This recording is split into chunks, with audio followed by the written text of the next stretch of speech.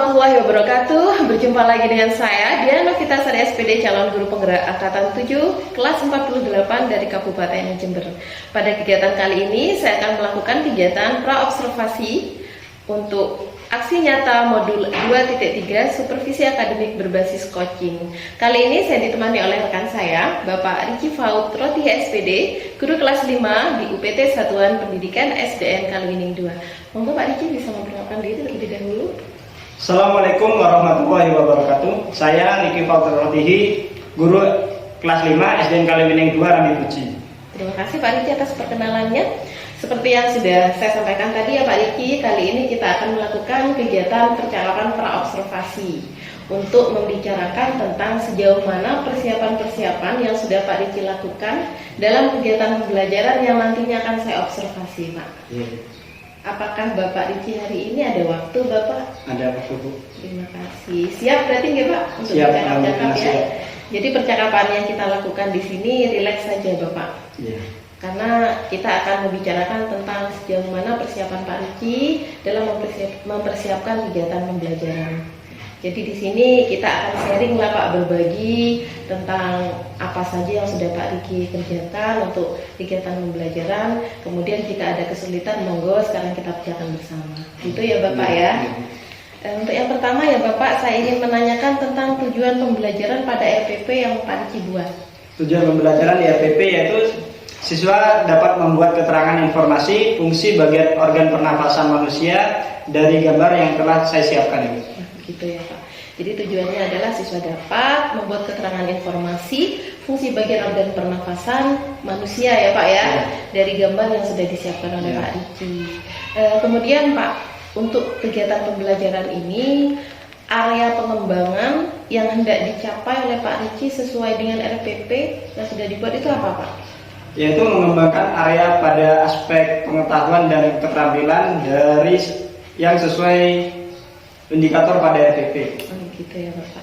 Jadi area yang ingin dikembangkan adalah pada aspek pengetahuan dan keterampilan. Untuk rancangan pembelajaran yang nantinya akan diterapkan oleh Pak Riki di kelas, mulai dari strategi pembelajarannya, itu kira-kira Pak Riki akan menerapkan apa Pak?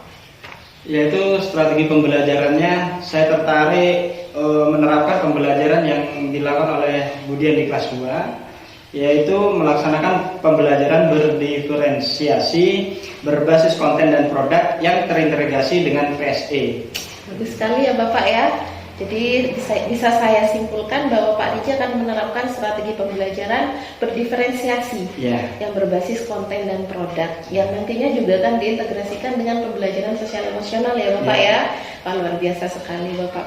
Untuk pembelajaran diferensiasinya ini, apakah Pak Riki sudah melakukan pemetaan kebutuhan belajar untuk siswanya? Iya, ya yang akan saya lakukan yaitu berdasarkan aspek gaya belajar siswa ya.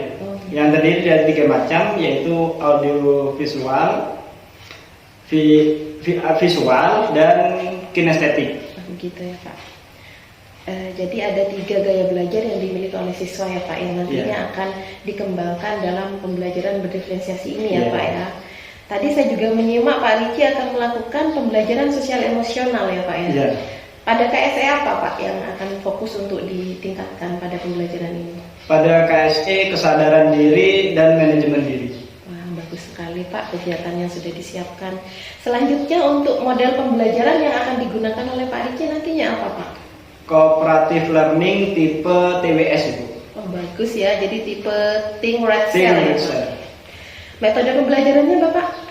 Metode tanya jawab, diskusi kelompok, dan penugasan. Jadi metode pembelajarannya sudah sangat variatif ya Pak ya. Jadi ada 3 metode yang nantinya akan diterapkan oleh Pak Riki dalam kegiatan pembelajaran itu. Selanjutnya Pak, untuk media pembelajaran yang akan Pak Riki gunakan dalam kegiatan pembelajaran ini apa saja Pak? Media pembelajaran yang akan saya gunakan yaitu sesuai dengan strategi pembelajaran yang akan saya terapkan, yaitu pembelajaran berdiferensiasi berbasis konten dan produk. Maka media yang akan saya gunakan yaitu antara lain media atau materi berupa media PPT, itu untuk siswa yang memiliki gaya belajar visual itu yang pertama. Yang kedua yaitu materi berupa media video Itu siswa yang memiliki gaya belajar audio visual, itu yang kedua. Yang ketiga, materi berupa media puzzle untuk siswa yang memiliki gaya belajar kinestetik. Dan yang keempat, saya juga akan menggunakan media LKPD berdiferensiasi pada saat kegiatan diskusi kelompok. Itu yang akan saya berikan pada anak-anak. Yang kelima, yaitu saya juga akan menggunakan media pin emoji ya, pada kegiatan awal pembelajaran untuk melakukan pembelajaran PSE pada KSE kesadaran diri. Wah, luar biasa sekali ya Pak ya. Jadi media yang Pak Riki gunakan, saya simak di sini sudah sangat variatif sekali dan sudah sangat inovatif sekali ya Pak ya. Karena ada beberapa media yang digunakan untuk memenuhi kebutuhan belajar siswa, khususnya pada aspek gaya belajarnya yang berbeda ya Pak ya. Saya tadi juga menyimak Pak Riki sudah akan menerapkan media pin emoji juga ya untuk melaksanakan pembelajaran PSE pada KSE kesadaran diri ya Pak ya. Luar biasa Pak yang sudah Pak Riki siapkan. Selanjutnya Pak, kira-kira kesulitan apa yang Pak Riki temukan, mungkin kendala yang akan dihadapi ya Pak ya ketika melakukan kegiatan pembelajaran nantinya? Mungkin yang ada di pikiran Pak Riki sekarang, kira-kira kesulitan ini yang akan saya hadapi gitu Pak. Kalau diskusi kelompok LKPD itu Bu, kesulitannya yaitu pengaturan waktu pada kegiatan anak-anak tersebut untuk diskusi dalam mengerjakan LKPD. Jadi, untuk mengatur waktunya. Kesulitannya mungkin pengaturan waktu untuk anak-anak ya Pak? Iya, untuk anak-anak. Karena untuk anak SD kadang nggak disiplin waktu ya Pak ya? Kadang nggak disiplin, kadang terlalu lama sehingga waktu jamnya habis gitu. Oh gitu. Lalu kemudian menurut Pak Riki solusi apa yang bisa diterapkan untuk mengatasi kesulitan itu Pak? Saya kan untuk mengatasi hal tersebut yaitu saya akan menetapkan durasi Bu, untuk waktu yang jelas agar anak-anak disiplin waktu, sehingga pada waktu pengerjaan itu berapa menit gitu. Saya akan tentukan waktunya supaya anak-anak disiplin. Bagus sekali ya Pak ya. Jadi Pak Riki nanti akan menerapkan langkah pengaturan durasi waktu ya Pak, supaya anak-anak bisa menyelesaikan tugas sesuai dengan durasi waktu yang sudah ditetapkan. Gitu ya Pak ya. Selanjutnya Pak, waktu yang akan kita laksanakan untuk kegiatan observasi kapan Pak misalnya Pak Riki? Pada hari Selasa besok, tanggal berapa hari Selasa besok? Hari Selasa, sekarang tanggal berapa Pak? Sekarang tanggal 12 ya Pak ya? 12. Berarti hari Selasa 15. Ya, tanggal 15 Mei ya Pak ya? Jam pelajaran berapa Pak? Jam pelajaran pertama. Jam pelajaran pertama. Jadi nanti saya akan melakukan kegiatan observasi pembelajaran di kelas Pak Riki pada hari Selasa tanggal 15 Mei ya Pak ya? Jam pelajaran ke-1. Itu ya Pak ya. Selanjutnya Pak, dari kegiatan percakapan yang sudah kita lakukan, apa yang Pak Riki dapatkan? Alhamdulillah Bu, yang saya itu senang mendapatkan ilmu dari calon guru penggerak. Yang pertama, yang kedua, saya lebih percaya diri untuk melaksanakan pembelajaran di kelas nantinya karena dipandu oleh Budian yang CGP angkatan 7. Oh, terima kasih Pak. Saya juga menemukan banyak sekali pembelajaran ya Pak dari kegiatan percakapan kita tadi. Saya juga belajar banyak dari Pak Riki. Ternyata dalam mempersiapkan kegiatan pembelajaran, Pak Riki sudah menyiapkan berbagai macam media yang sangat variatif sekali ya Pak ya. Tadi Pak Riki juga sudah merencanakan untuk melaksanakan pembelajaran berdiferensiasi ya Pak ya, yang berbasis konten dan produk. Ini sangat luar biasa sekali Pak, dan tentunya juga memberikan inspirasi kepada saya. Ternyata guru di sekolah ini mau saya ajak bergerak. Salah satunya adalah Pak Riki yang sudah mau merencanakan untuk melakukan penerapan pembelajaran berdiferensiasi dan PSE yang sudah saya sosialisasikan beberapa waktu yang lalu ya Bapak ya. Baiklah Pak Riki, mungkin untuk percakapan kita kali ini cukup sampai di sini saja. Terima kasih atas waktu Pak Riki yang sudah bersedia untuk meluangkan waktunya bersama dengan saya ya Pak ya. Semoga nanti pada kegiatan observasi dalam melaksanakan kegiatan pembelajaran Pak Riki bisa melakukan kegiatan pembelajaran yang lancar, sukses sesuai dengan skenario pembelajaran yang sudah Pak Riki susun dalam LPP. Sekali lagi saya ucapkan terima kasih Pak Riki atas waktunya Bapak. Sampai jumpa di tahap berikutnya. Assalamualaikum warahmatullahi wabarakatuh. Waalaikumsalam warahmatullahi wabarakatuh.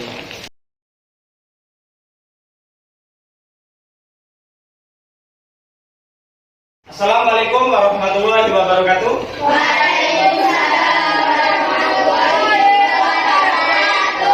Gimana kabarnya hari ini? Siap semuanya? Sudah sarapan belum tadi pagi? Sudah. Semuanya ya? Alhamdulillah. Sebelum kita memulai pelajaran, marilah kita berdoa terlebih dahulu. Dipimpin oleh ketua kelas. Silakan, Dwi. Sebelum pelajaran mulai, marilah kita berdoa.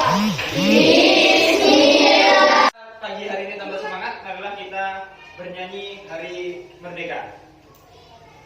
Silakan bernyanyi. 17 Agustus tahun 45, itulah hari kemerdekaan kita.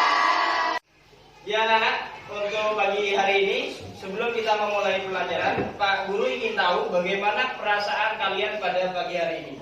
Jadi silahkan tiap anak mengambil pin emoji yang sudah saya siapkan di depan. Silakan dari kamu.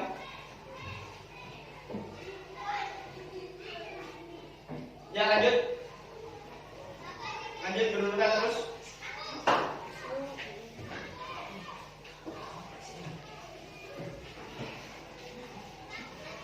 Silakan selanjutnya.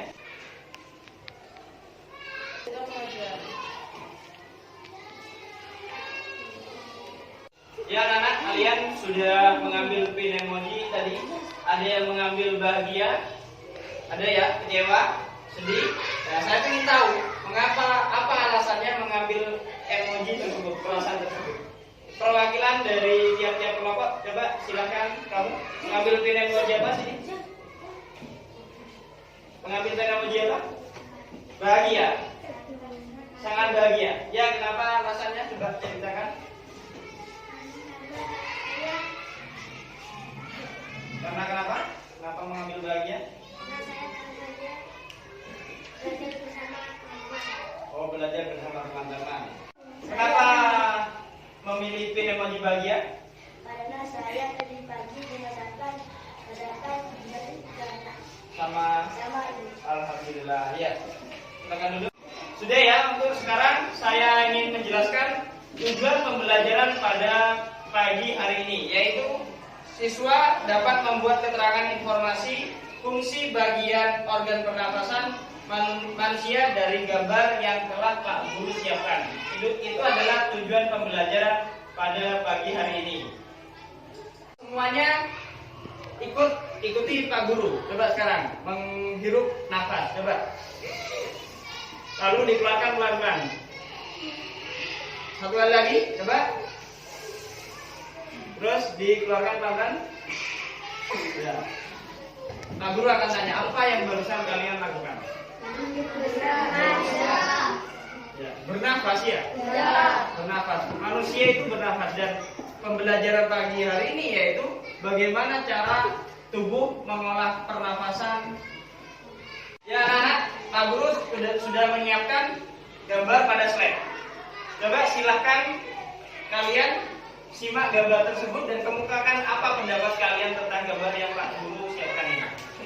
Tidak bisa bernafas, susah bernafas. Kenapa Kak? Kok susah bernafas? Karena udara yang tercemar, asap udara yang tercemar ya.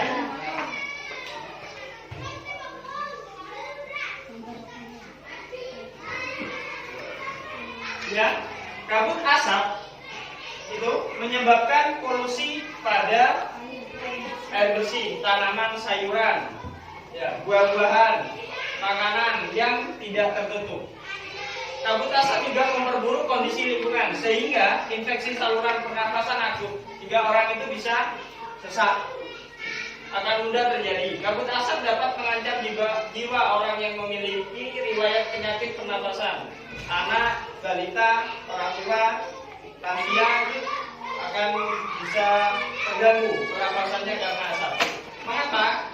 Ini alasannya. Karena kabut asap dapat merusak fungsi organ pernafasan pada manusia yang akhirnya dapat menimbulkan penyakit pernafasan yang berbahaya dan bisa menimbulkan kematian. Itu adalah bahayanya polusi udara karena asap. Asap tersebut bisa disebabkan oleh kendaraan, pabrik, kebakaran hutan, ya. Ya, sekarang coba kalian perhatikan kegiatan yang pertama ini. Lakukan kegiatan berikut. Ya, coba semuanya coba menahan nafasmu selama 2 menit. Setelah itu, coba sekarang hitung ya.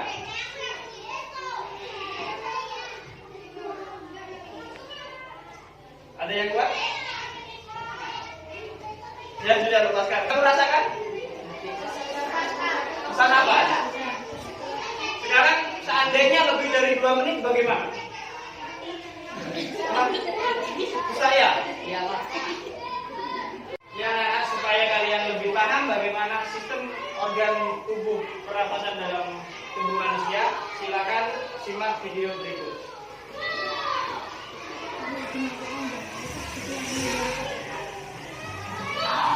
Manusia, hewan maupun tumbuhan, sebagai makhluk hidup, kita perlu oksigen untuk hidup.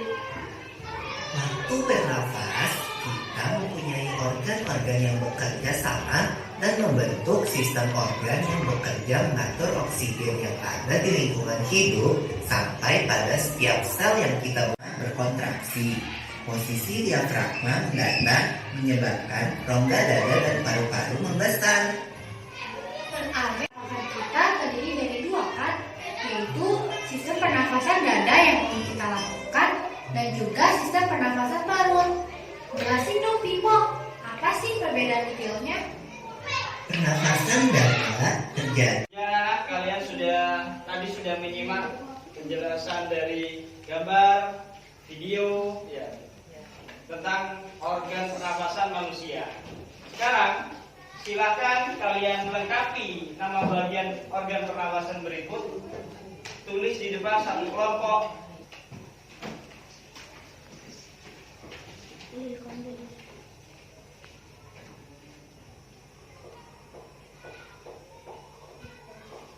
Dan nomor 1 hidung. Nah, sekarang Pak Guru akan memberikan LKPD pada setiap kelompok masing-masing, dan LKPD menurut jenis kelompoknya dan dikerjakan bersama-sama dengan satu kelompoknya.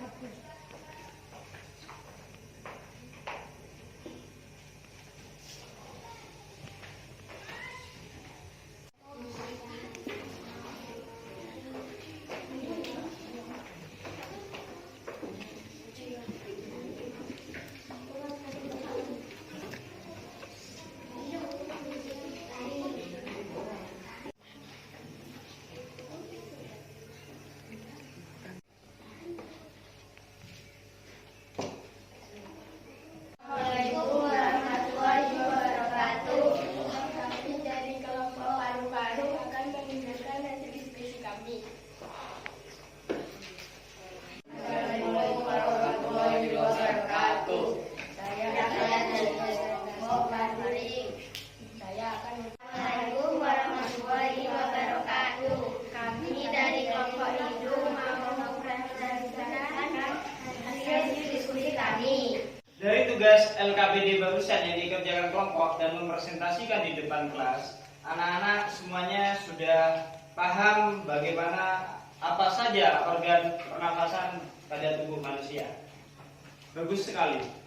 Sekarang, untuk selanjutnya, kalian sudah belajar bagaimana tentang materi organ tubuh manusia. Yang kedua, sudah berdiskusi, bekerja kelompok, mengerjakan LKPD, dan sekarang kita akan mengerjakan soal per individu, soal per individu, yaitu silakan dikerjakan. Waktunya ini 10 menit. Ya, anak-anak, kita sudah belajar bagaimana tentang pembelajaran yang variatif dan menyenangkan di pagi hari ini. Dan ada yang bisa menyimpulkan tentang pembelajaran yang sudah kita lakukan? Saya Pak, Ya, apa? kita dapat mengetahui organ pernapasan manusia. Ya, kita bisa mengetahui organ pernapasan pada manusia. Saya Pak, Ya. saya juga mendapatkan fungsi organ pernapasan. Ya, anak-anak, betul kesimpulan yang kalian sebutkan tadi, yaitu yang pertama adalah kita mengenal organ pernafasan pada tubuh manusia, yaitu yang pertama hidung, yang kedua faring, yang ketiga taring, trachea, bronkus, paru-paru, diafragma. Dan kita tahu fungsi dari bagian-bagian tersebut, begitu ya. Dan untuk selanjutnya, silakan kalian di rumah untuk supaya lebih mendalami lagi bagaimana fungsi organ tubuh manusia, silakan melakukan aktivitas pembelajaran lagi di buku bisa atau di internet, silakan. Dan untuk selanjutnya Pak Guru akan memberikan PR pada halaman 105, silahkan kalian kerjakan, dan pada pertemuan selanjutnya akan kita bahas pekerjaan rumah tersebut. Begitu ya? Ya, untuk pertemuan hari ini sudah selesai. Adakah yang mau ditanyakan lagi? Untuk tugas sudah jelas? Ya begitu ya. Demikian untuk pertemuan hari ini. Wassalamualaikum warahmatullahi wabarakatuh. Waalaikumsalam warahmatullahi wabarakatuh.